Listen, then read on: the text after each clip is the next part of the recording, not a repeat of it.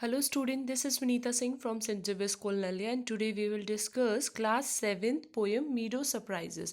So what is meadow? Meadow means the grassland, okay? Grassland को बोला गया है यहाँ पे meadow. So meadow has words the surprises and all things were discussed in this poem. This poem is written by Lois Bandit Phillips. He was born on June 15, 1942. He is an American poet, playwright, author of children's stories and editor. Some celebrated works are like Must I Wave for the Dancing Bear, it's in a short story collections, The Man Who Ate Einstein's Brain, it's in a play, The Time, The Hour, The Solitaire of the Place, it's in a poetry collection. Okay, so let's start our poem Meadow Surprises. Meadows have surprises, you can find them if you look. Walk softly through the velvet grass and listen by the brook. Meadows मतलब grassland के पास इतनी ज़्यादा surprises है क्योंकि आपने देखा है जहाँ ग्रासलैंड्स होते हैं वहाँ पे हर चारों तरफ ग्रीनरी होती है, बहुत सारे फ्लावर्स होते हैं, बहुत सारे छोटे छोटे जानवर होते हैं. ठीक है, तो मीडो के पास बहुत सारे सरप्राइजेज है अगर आप उसे ध्यान से देखते हो तो.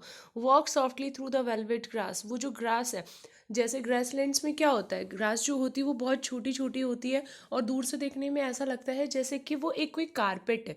ठीक है. जब आप उस सॉफ्ट सी ग्रास के ऊपर वॉक करते हो and listen by the brook, brook का मतलब होता है जो साइड का झरना है, जो नदी है, नदी का जो किनारा है, स्ट्रीम जो है उसको बोला गया है ब्रुक. ठीक है, तो नदी का जो स्ट्रीम है उसकी जो आवाज़ है, जब आप वेलवेट ग्रास के वॉक करते हो और उस आवाज़ को सुनते हो, you can find many surprises from the meadows. Okay, you may see a butterfly rest upon a buttercup and unfold its drinking straw to sip the nectar up. आप देख सकते हो कलरफुल बटरफ्लाइज आपको वहाँ दिखाई देंगी जो कि बटर कप पे बैठी हुई हैं. बटर कप मीन्स फ्लावर के ऊपर, क्योंकि आपको पता है ये बटरफ्लाइज क्या करती है, नेक्टर्स वो मतलब लेती हैं, नेक्टर लेती हैं अपने खाने के लिए. तो वो कहाँ से मिलता है, उनको फ्लावर से मिलता है. तो बटर कप मतलब हो गया उनका फ्लावर. ठीक है, बटरफ्लाई जो बटर कप पे बैठी हैं वो क्या करती है, अपने स्ट्रॉज, अपने जो स्ट्रॉज होती हैं जिसके थ्रू वो क्या करती हैं, सिप करती है नेक्टर्स को फ्लावर से, उसको अनफोल्ड कर रही है, मीन्स उसको ओपन कर रही हैं. You may scare a rabbit who is sitting very still, though at first you may not see him, when he hops you will.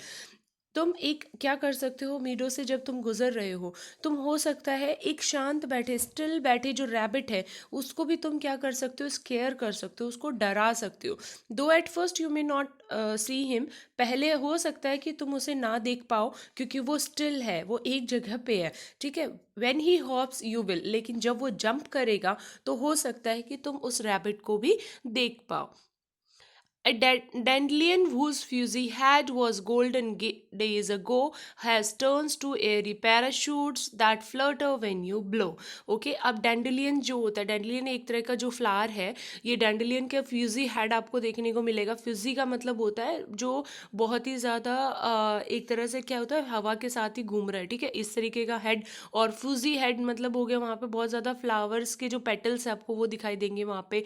ठीक है, गोल्डन डेज अगो आपको दिख सकता है दिन में जब बहुत ज़्यादा एयर चलती है तो उस टाइम पे उसके जो गोल्डन पेटल्स हैं वो पैराशूट की तरह उड़ रहे हैं. ये सारी चीज़ें आपको दिखाएंगे. That Flutter when you blow, अगर तुम हवा थोड़ा सा भी ब्लो करते हो मतलब फूंक मारते हो तो वो आपको फ्लटर होते हुए, उड़ते हुए आपको दिखाई देंगे. Explore the meadow houses and burrows in the ground and nest beneath tall grasses and the ant amusing mound. Explore करो मीडो के अंदर हाउसेस, ग्रासलैंड के अंदर कौन कौन से हाउसेज है, कौन कौन से जानवर के. The bureaus in the ground, ground के अंदर जो रैबिट के जो ब्यूरोज होते हैं. ठीक है, नेस्ट जो होते हैं टॉल ग्रासेस के ऊपर लगे जो चिड़िया के नेस्ट होते हैं. एंट्स का जो माउंट्स होते हैं, एंट जो होते हैं उनके जो घर होते हैं. तो ये सारे जो होते हैं हाउसेज हमें एज अ सरप्राइजेज हमें मीडोज में देखने को मिलते हैं, ग्रासलैंड में देखने को मिलते हैं. O meadows have surprises and many things to tell, you may discover these yourself if you look and listen well. Meadows के पास बहुत सारे सरप्राइजेज होते हैं हमें बताने के लिए, हमें दिखाने के लिए, एंड तुम उन्हें तभी डिस्कवर कर सकते हो जब आप उन्हें देखते हो और उसे लिसन करते हो अच्छी तरीके से. ठीक है, तो ये पूरी स्टोरी जो है वो सिर्फ और सिर्फ किसके बारे में बताई है, ग्रासलैंड के बारे में, हमारी माँ प्रकृति के बारे में हमें बताया गया है कि माँ प्रकृति के अंदर कितने सारी चीज़ें जो हैं वो होती हैं, आप उनको तभी देख सकते हो जब आप उसको देखना चाहते हो, उसको लिसन करना चाहते हो। ठीक है, ग्रासलैंड में किस किस का घर बना हुआ है, तितलियां किस तरीके से नेक्टर्स को सिप कर रही हैं। ठीक है, तो ये सारी चीज़ें हमें ग्रासलैंड में देखने को मिलती है। If you have any doubt let me know about it. Thank you so much.